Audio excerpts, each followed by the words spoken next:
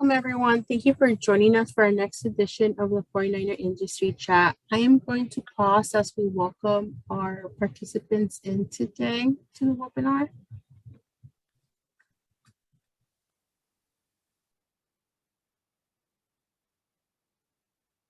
Thank you for joining us. My name is Noemi Guevara, and I'm the Director of Alumni Engagement here at California State University, Long Beach.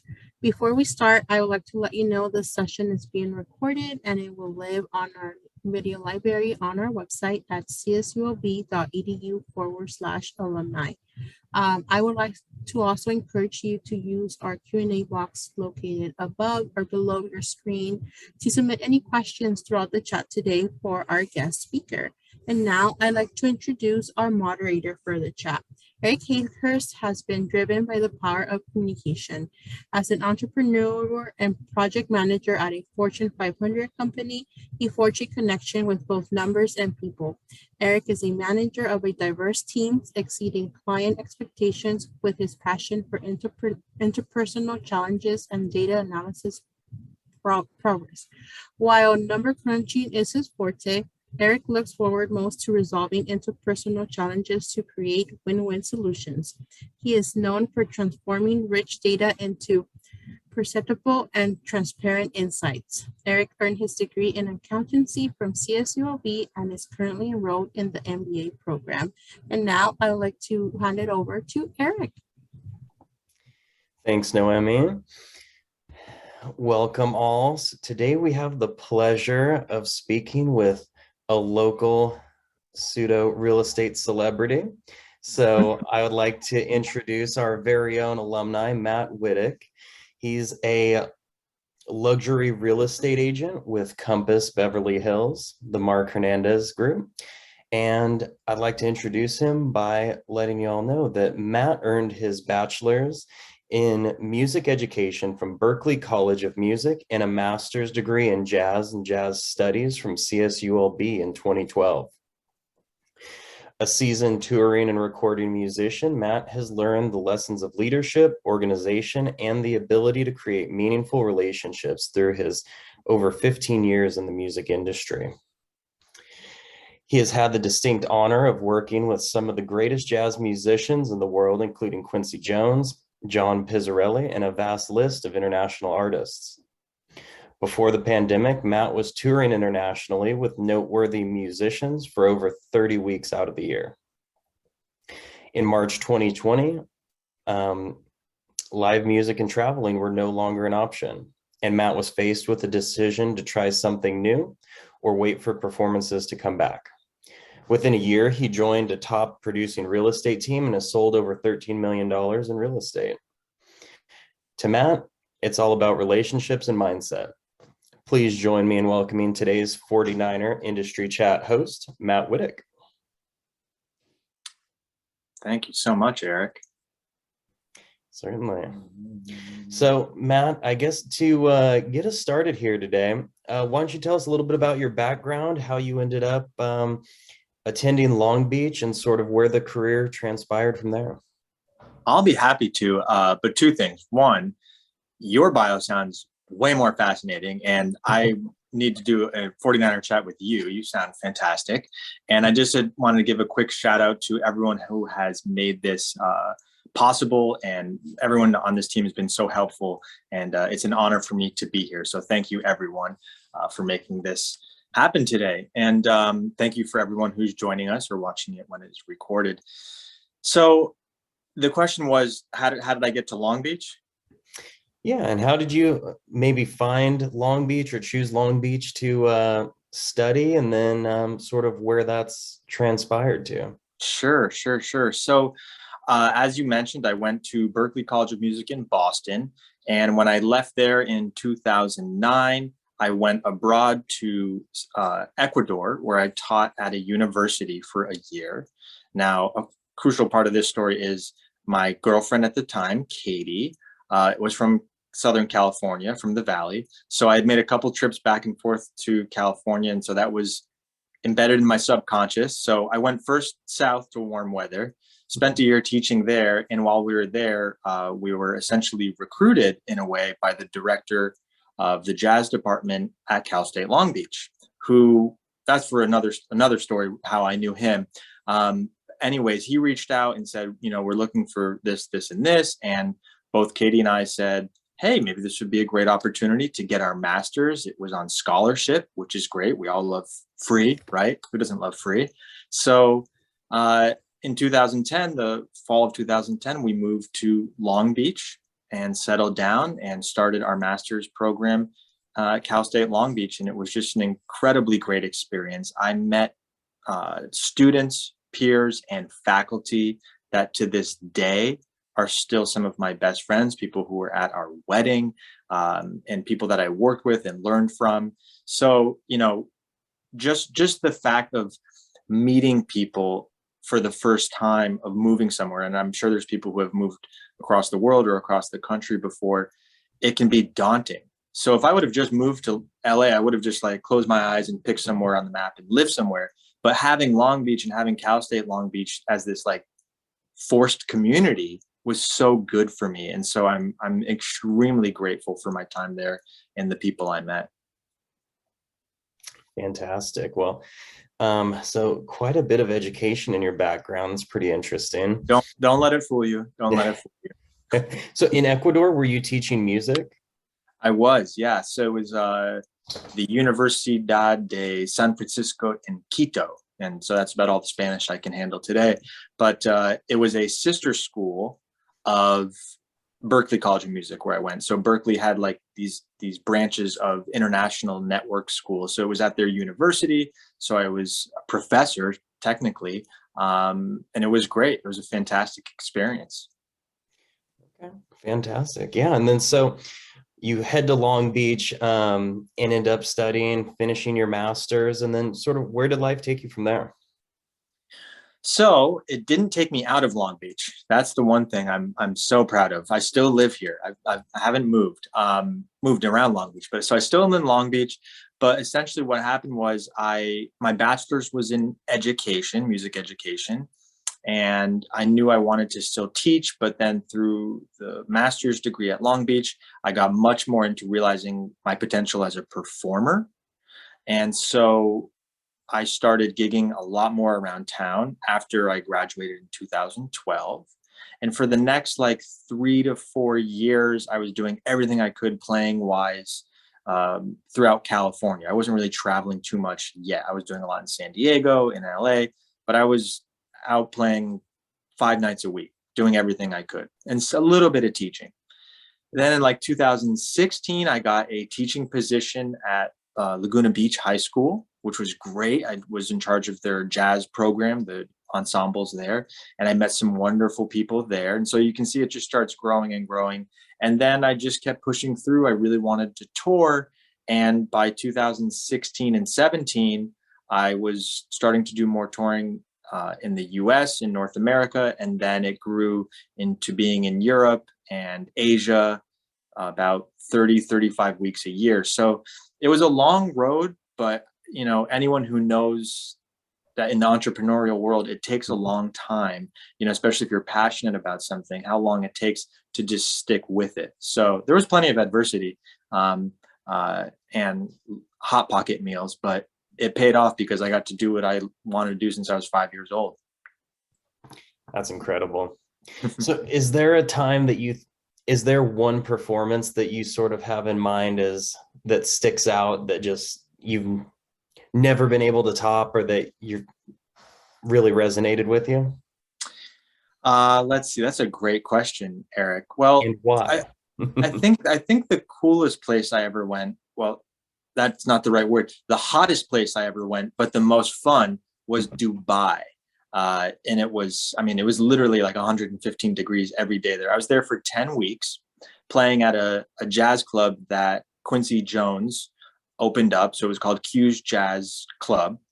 And we went over there for 10 weeks. We played 5 nights a week. And so as a musician, I related a lot to sports. So, to get to practice or play every day, you just gain so much strength, right? Whether it's, literal physical strength or just mental clarity, you see the field. So as a musician, to have something steady 5 nights a week, and it's like super uber luxury, and we got to do what we wanted to do. That was like, that was heaven. So that was probably the coolest experience I've ever had. But I've had the honor of sharing the stage with some really, really wonderful musicians, some that are no longer with us. And so it's a great piece of history to be part of, especially in LA. So LA's jazz history it's very rich. Interesting. Yeah. And I actually have my family's roots are all in Louisiana. So we are quite fond of jazz, and definitely BB and such has stuck with us. Oh my God, that's great. Yeah, New Orleans is an amazing spot for music and culture and food, of course. Yeah, one of my favorite cities. So great. Okay, so you're on your residency, and then I guess our premise here today is sort of tell us a bit about how COVID sort of changed your work environment and your experience, and how you had to make a pivot at that point. Oh, I'm very happy to talk about this subject because it's, it's emotional. I'm passionate about the fact that anyone can pivot. And I've learned there's this whole community of people at any stage of life, for whatever reason, good, bad, or ugly, when you see an opportunity and you just go for it. So not to pat myself on the back because I didn't come up with it. I just was faced with an opportunity and I went for it. So in a nutshell, here's how it happened. And I'll share everything with you. Like I said, I was traveling a lot, over half the year. And right up until the pandemic, let's call it like March 2020, I was traveling. But at the same time, my older sister, who lived in New York, was kind of on her last legs, if you will, with a really intense battle with cancer.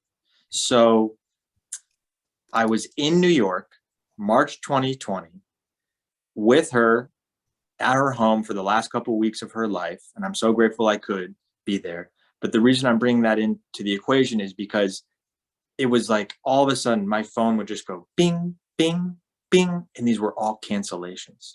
I mean, it was like things in 2021, things in 2022, everything wiped clean. But because I was dealing with this situation with my family and my sister, and it was just, that's what I needed to be, I didn't have the ability to just get wrapped up in the, oh my God, my life is ending. What's happening? I have no work. I'm going to die. I'm going to be homeless. Right. I didn't get to go there for that reason. So there was that kind of blessing in disguise. And so I took that time while I was in New York to just kind of meditate and think, what can I do? I see the writing on the wall, and some things came to me. I reached out to some friends, and I've always been interested in real estate, but I've never had the opportunity to do it. I said, hey, we're all going to be sitting on our butts for quite a while. Let me go home. I get my license. I started as an assistant here in Long Beach, and I think that's the best way to learn. It was a little grueling at 35 years of age to, check your ego. And it's like, okay, I'll run and go get you coffee or go make copies of those keys, whatever it was. But it's part of learning, right? So you got to start somewhere. But what I did was I said, I want to grow, and I want to grow fast in this business, right? It's Southern California. It's like, there's some serious real estate to be sold here.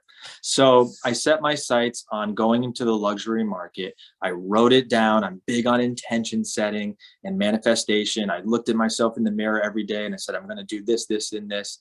And I really stuck to it. I really grinded, and I made my way up to meeting a wonderful agent and team leader, and now close mentor out of the Beverly Hills office.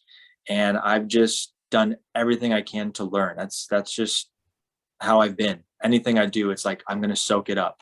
And so I'm successful based on the people that have helped me, but I'm clear about the work I put in. So that's kind of how I got to being in real estate. Fantastic. And you just answered our first question in the chat, which was why real estate versus teaching. So I think you covered that there. But well, I'll touch on it for a sec. I'll kind of morph the question if I can. The teaching component of who I am whether it's the constant student mentality as a musician and artist, which we can all relate to, or it's like at my actual training and teaching. It's so much part of being, whether it's, I'll call it an entrepreneur or here in real estate. You have to be able to just sit back, listen, and learn, and maybe get your teeth kicked in every so often. So the teaching, I take those qualities in me that I love giving and teaching, and I do that with my clients. So one person's experience could be, how do I buy a house? Well, I'll let you know when we get there, and just sign this and go here and do that. But that's not me. Mine is like, all right, here we go. I got my lesson plans. Here are the definitions. Here's what the next 3 days are going to look like. Here's what the next 3 months are going to look like. So that training is still part of me, and that's how I approach it with clients. That's incredible. And I think I'm in the industry as well. And so I think edifying the clients is certainly instrumental to a good service experience and bringing a value to that customer. Absolutely. And something I feel like that doesn't get, touched on enough is when you're entering this new career path, Mm-hmm. You've really found opportunity through adversity. How do you sort of get over the hump and start that entrepreneurial grind to get you to success? Because, okay, you're setting your intentions, but we know it takes work, but I think we don't have enough service or respect for the amount of time it takes to really get that snowball, growing and rolling downhill. Yeah, well, and this, but here's how it went down. When I left being an assistant, which I was getting paid $20 an hour and was very part-time. So you really couldn't live on that, right? But I had to find that moment where it says, okay, I can't be an assistant and dive into the deep end. So I left that job, and I went over 3 months without a paycheck or any income. So, and I don't come from royalty or anything. So, but to answer your question, I had to put myself in that situation where it was a bit of do or die, right? Where nothing's going to just magically come to me in the mail, or it's like, here you go, here's a buyer, here's a seller. I didn't deserve it. I hadn't earned it yet. So when I put myself in that situation, in the hot seat, so to say, and every day I was like, what can I do to help people? How can I serve others? Because in that mindset, people will come to me because I'm offering to help. It's not what's in it for me. How do I make money? How do I make money? How do I get this? How do I get this? It's how do I let it happen, right? So that's where it's all about mindset for me. So, but it was scary, Eric. 3 months without a paycheck. It was slim, but I had faith. I really had faith. And so, yeah, you can write it down. You can pray or whatever it may be. And that's important to you. If it's important to you, do it. But it's about getting out there and letting go of your ego and saying, here's how I can help. Here's how I can help. Hey, nice to meet you. Can I buy you a cup of coffee? Have a conversation. So I think that's really what it comes down to, is just putting in the work that you need to do to be successful. I agree, because you absolutely have to have those intentions, but you also have to take action. And yep. I think you epitomize that. And, so you were sort of faced with 2 hurdles simultaneously, all your gigs coming to a screeching halt, you're making a career switch. Also, real estate at the beginning of the pandemic wasn't deemed an essential service. And so there was about a month where there was no activity. And then sort of the recurring theme has been that the market has been raging. Mm-hmm. And it has not stopped since.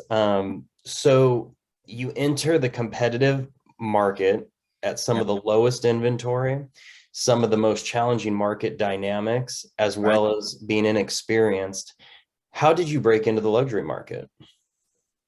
That's another great question. It was finding the mentor who was willing and able to take me on. But as we all know, the mentor-student relationship has to go both ways. So I went out of my way to meet this person. I went out of my way to know everything about them and their pedigree. We had a lot of mutual connections in the sense of where we come from. Like, we actually both happen to be vegan. We both love music. He came from the entertainment industry. So I just took it as a sign. So I went out of my way to find a mentor. And that's, I mean, I can't gloss over that in any way. Like, I wouldn't be here without him. So I found the mentor. I told him what I wanted to do. He told me what he thought I could do. And then we just got to work. So I don't think it's something that anyone can do alone on a high level, but that goes for anything, right? And that comes back to my music training, whether it's at school in Cal State Long Beach or, you know, afterwards. It's, you have to involve other people and be open to learning to succeed. So that's really how it happened. And it was just like, be willing and able to learn and go anywhere for anyone to prove to them. And all you need is that first sale, right? Yeah. And you serve the client well, and they become your biggest advocates and the most cost-effective marketing you can get. Exactly. So I think we're going to switch directions a little bit here. We've got a couple questions. And so Sure. One of our questions are, when live performances start to come back again, will you be intrigued in trying to perform as well, consider touring? And how would you plan to balance those two very different careers? Let's buy coffee and donuts. Whoever asked that question, I love it. That's beautiful. Great question. I'll be honest with this too. Well, I'm always honest, so I don't need to preface that. But you know, it was hard for me after my sister passed away. It's just, there's, you know, everything manifests in different ways, to play the drums. It just was. Some people thought, oh, it'd be, you know, so therapeutic. For me, I just couldn't even do it because she was so connected to me musically.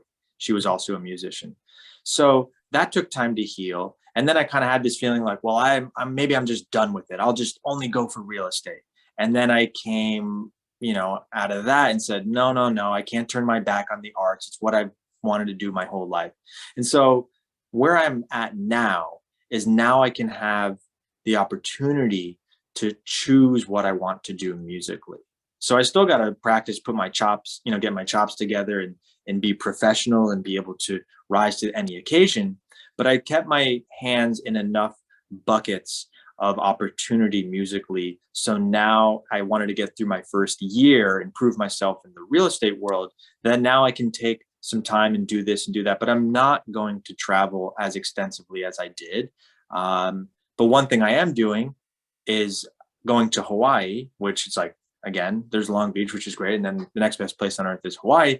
I run a jazz camp there for students. So that's something I'm going to go oversee and make sure is going well. So I still have my hands in that, but you know, I'm just not going to go back to grinding and just being a musician. So that's the simple answer. So you found a way to sort of be entrepreneurial and have some of that free spirit, as well as, you know, keep the passion at hand. Exactly.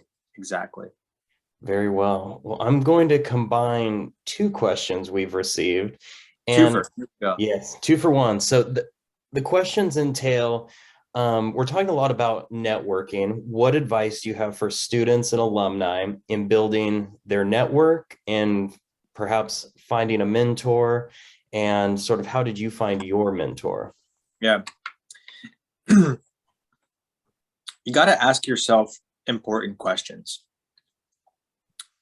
That's the first step.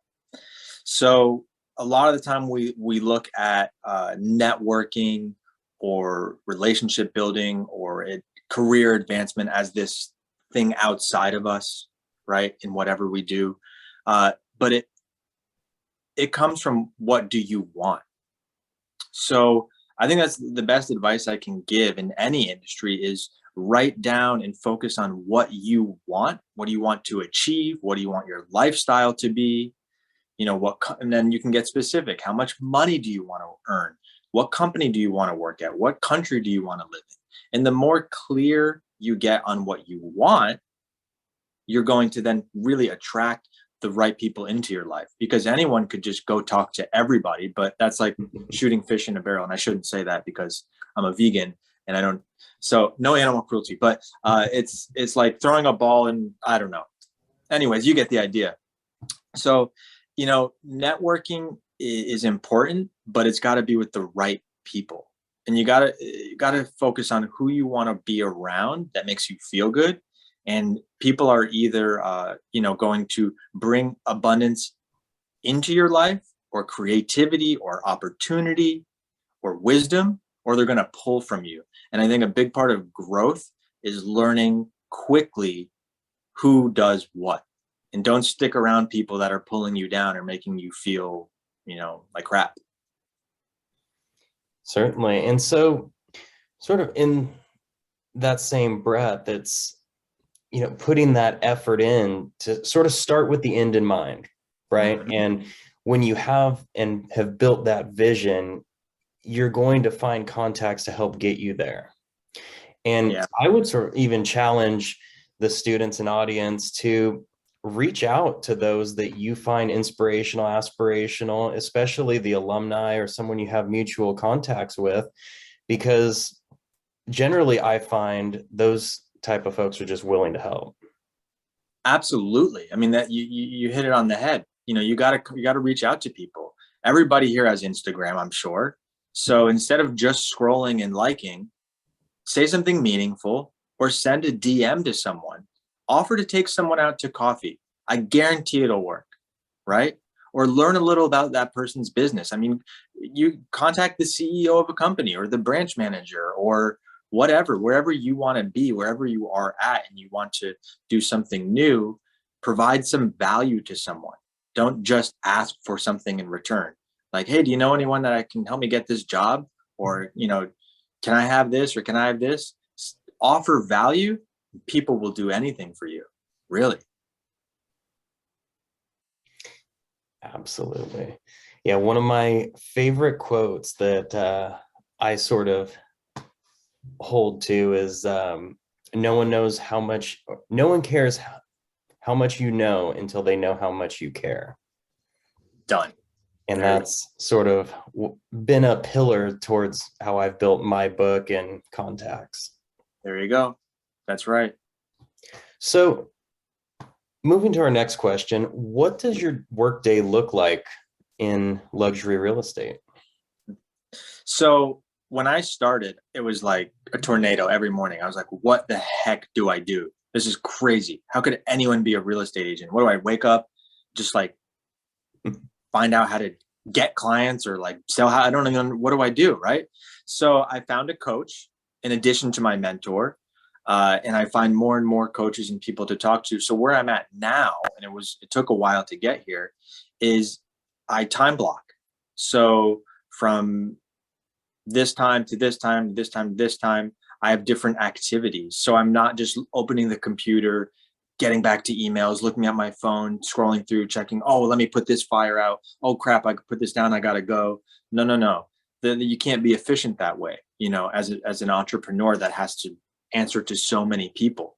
So to scale and grow, I had to figure out how to make the day work for me.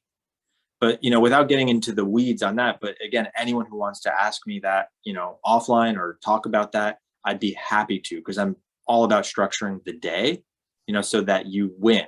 And that win can be, I went to the beach, but it was a choice, right? So it doesn't mean about making money or meeting people. It's like, whatever you want to do, think about it, plan it at least the night before. So when you wake up, you know what you're doing. It's all about organization. But for me, one thing I will mention, I wake up every day, and I've been doing this 4.5 years. I do transcendental meditation, TM, actually learned from a great teacher here in Long Beach. And so literally the first thing I do when I open my eyes, I prop myself up and I meditate. And after that, I make some coffee and I relax and I sit down. I listen to some good music. I'm not the kind of person that's going to get up at 4 o'clock in the morning and go to the gym and like just crush. And it's like, no, that's just not me. I literally tried it and I almost fell apart. So I know what works for me. And so that is something I can recommend, is figure out what makes your day comfortable, as opposed to just opening up your phone or email and like trying to put fires out or get business. Yeah, it can certainly seem like a little bit of controlled chaos at times, can it not? That's right. Oh, there'll be plenty of chaos, but you got to compartmentalize it and know where to put it in your day. Good deal. Let's see here. So how has your industry already responded in short term to COVID, and how do you foresee it continuing to evolve over time? Well, like you said, there are a couple factors into what's happening in terms of COVID. So there's low inventory, which, without getting into industry jargon for everybody, what that essentially means is like there's just not that many houses on the market to sell. And so for buyers, there's extreme competition. So where I have kind of fallen into like a really nice zone is helping out buyers. That's like probably 80% of my workflow. And so I see this opportunity for buyers that are struggling. They're putting in 1, 2, 5, 10 offers on homes and getting rejected every time. So our team, because we focus on the buyer relationship and the buy side, we're going out of our way to help these buyers that are struggling. So with related to COVID, we don't see that really changing, right? So that's something we poured energy into to help people who are struggling because of what's happening because of COVID. That's too many becauses, but I hope that makes sense. So instead of trying to like reinvent the wheel and it's like always try something new, it's like, well, what's that hand? People are struggling because of this. Let's help them. Fantastic. So I'm just sort of observing from your background and even into the new career, you're just a lifelong learner. You're always working on self-development, developing your business, developing your processes and procedures. And that's something that I really don't think gets enough credit. You're talking about the grind, and it's persistent. And with the questions on sort of how do you stay motivated, like it takes time to see the results. And so how long do you feel like it really took you to see those results start to flow in from real estate? I'd say honestly about 6 months from when I became active as an agent. Being an assistant, it's like there was no room to grow, right? That was an hourly job.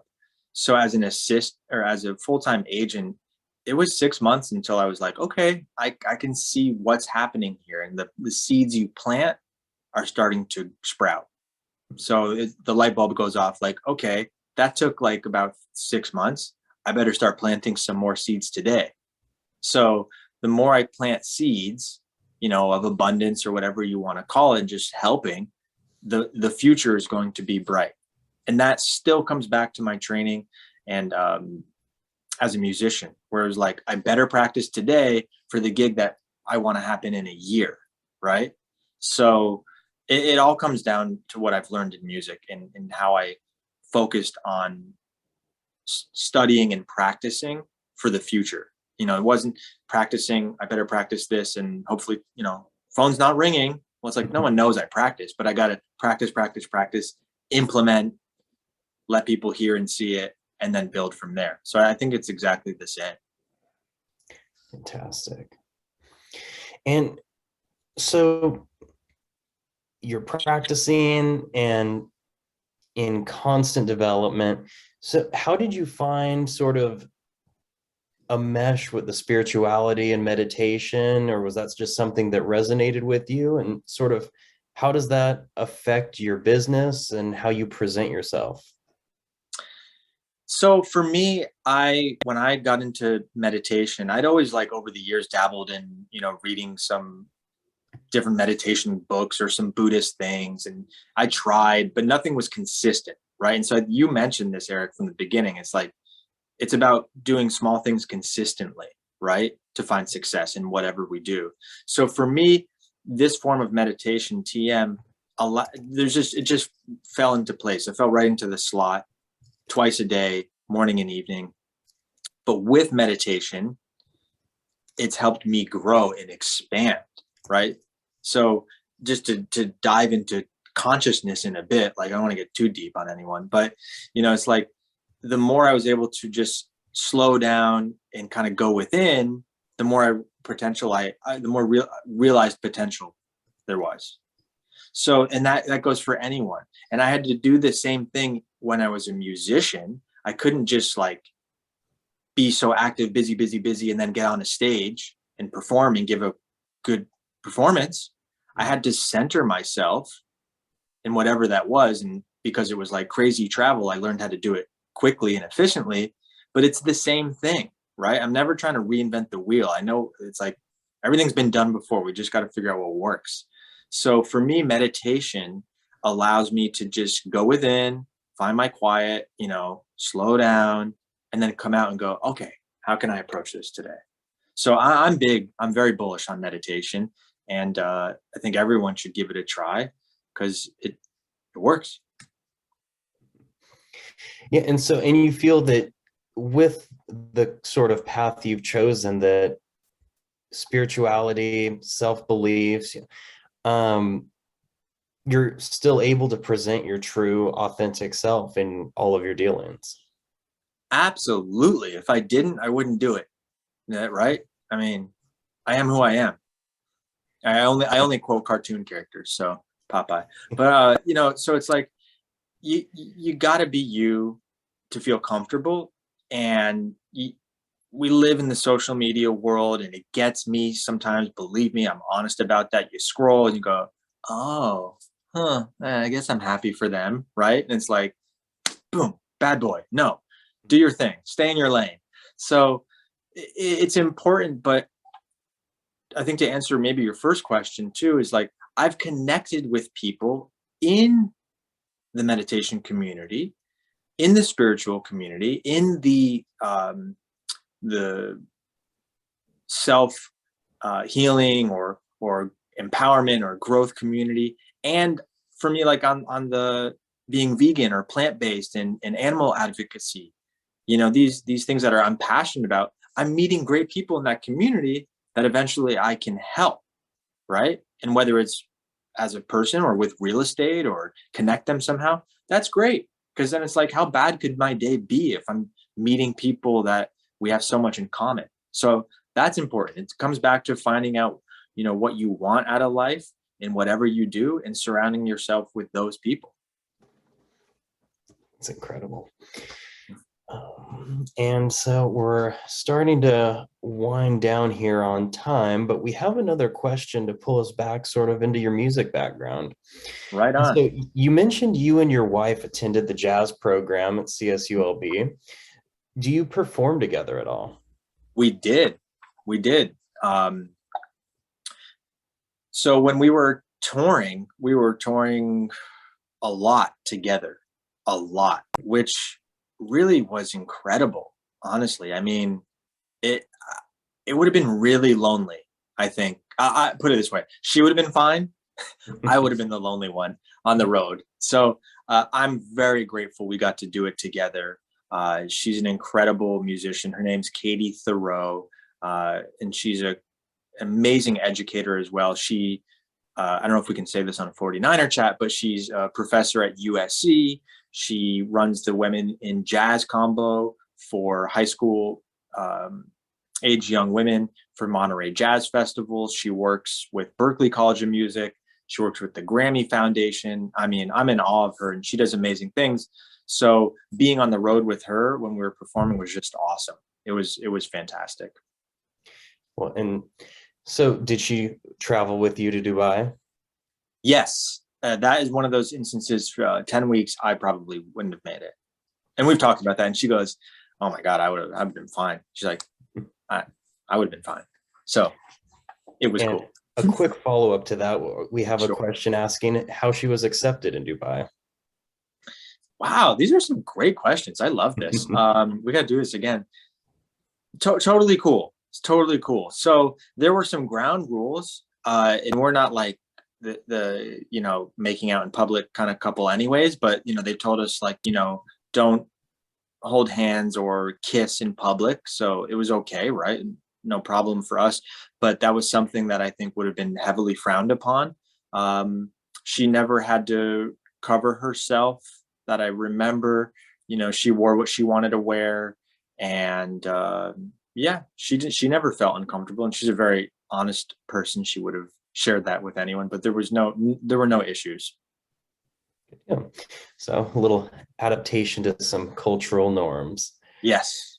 And then, so final question from the audience for today. Sure. You currently work for a firm. Would you ever spin off and start your own brokerage? Oh, that's another great question. I have no plans to right now. I just love where I am. I love being part of a national company that is technology driven and consumer driven. And I love the people that I work with. So if it was a situation where I was unhappy and I wanted to try something else, maybe, but I just can't get enough of it as it is. So if it ain't broke, don't fix it. Certainly. And final question. Yeah. Or this one's a little rhetorical, I suppose. It's okay. Do you have any final thoughts, observations, maybe a recommendation or word of wisdom for the fellow 49ers listening? Or, and if they wanted to sort of follow in your footsteps, do you recommend that they jump into the career path of real estate? I think real estate is a great career. If I could go back and have got my license, when I was 18, I probably would. If I have a child, I'm going to ask them to get their license when they're 18, because it's one of those things. It's like, it's so good to have in your back pocket. You can learn a lot. But I don't know. I honestly wouldn't push anyone or advocate for it, because it's got anything you want to do, and going back to what we said, to be successful at, it's got to call you. It's got to pull you. I don't think it's something that you can really do at the highest level part-time. I think that to do this successfully for your clients, you want to be fully invested. So it is a full-time career, and I wasn't going to do it part-time, but I had always heard of people like doing a little bit of real estate on the side. And, it's like, I work 7 days a week, sometimes like 10 to 12 hours a day. So I don't know how I could do that, but maybe if you have the ability to do that or shut off, and maybe, but also every market is different. LA is like, it's a bit crazy, right? It's fast paced. So if you were living in Wichita, Kansas, I don't know, maybe you could probably do it part-time. And nothing against Kansas. I've been to Wichita. It's a great, great city. But in terms of words of wisdom, parting words, I go back to know what you want out of life. And if you don't know, it's okay, right? Don't put all that pressure on yourself of like, oh my God, I don't know what I want to do. It's okay. But when you start to at least ask, deep questions, you're going to find some more direction. And again, even if that direction leads you to backpacking around, Europe for 6 months, so be it. Maybe that's where you're supposed to go. But don't be shy to ask yourself important questions. And if something doesn't feel right, be honest with yourself and go in the direction of where it feels good, because work and occupation is only a very small sliver of what life is all about. So your job should bring you joy. And if it doesn't, you should start asking some questions. Absolutely. Great words. And I really do appreciate that you noted that you've been sometimes work 7 days, 10 to 12-hour days. And it's proof that action will yield results, and you can monetize and, make that passion come to life, but it does take work. Absolutely. Great. Well, I think we're just about at time. Noemi, Matt, it's been a pleasure. Do you guys have anything else you'd like to raise before we wrap up here? Thank you. I have one question, Matt, before we go. If anyone wants to get in contact with you, I know you mentioned you're on social media. Mm-hmm. Is LinkedIn okay, or just emailing us to email you? What's your preference? Any of the above. You can hit me up on Instagram. It's Matt Witek, MattWitek is my name. I'm on LinkedIn. I'm on Facebook, but you can email me, you can Google me. I don't care. You can knock on my door, or you can ask Noemi and she'll put you in touch. I'm an open book. Whatever works. Thank you so much. Very inspirational words today. And Eric, thank you so much for moderating the chat. Thank you everyone for joining us today. I encourage you to visit our website or follow us on social media to learn about future chats like this. We thank you for your time. Thank you. Thank you everybody for today. It's fantastic. Thanks all. Go Beach. If you everyone wants to